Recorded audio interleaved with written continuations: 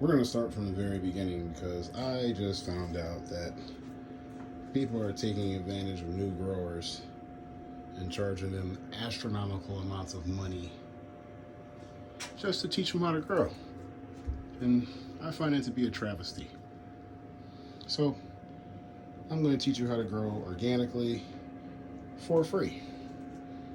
Now, I can understand someone doing a consultation that comes to your grow place and, you're doing one-on-one or you're doing FaceTime or IG Live and they're accurately helping you look at your plants and give you advice and lead you in the right direction.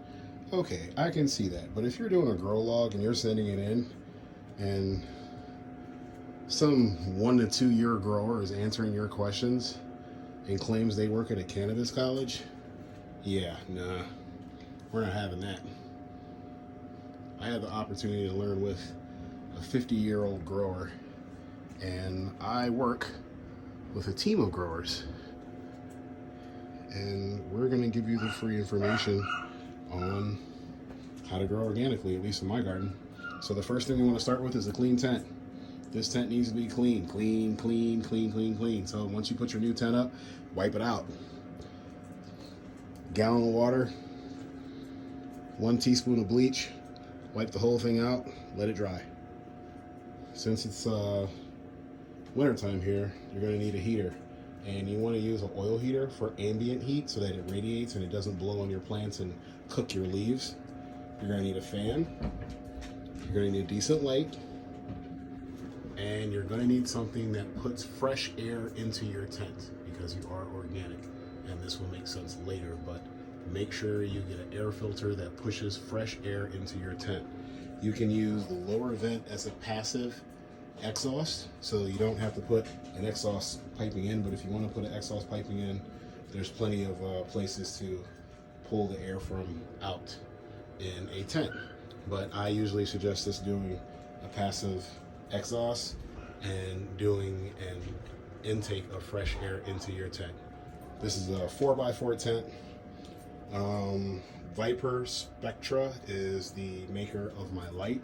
It is the KS5000, and the tent is probably like a $120 tent that I got from Amazon, so not too crazy. But the cool thing about it is that it does have 3 doors. So there's a door here, obviously the door I'm videotaping from, and a door on the right, which makes access very, very good. So if you're looking for a tent, make sure it has multiple access sides.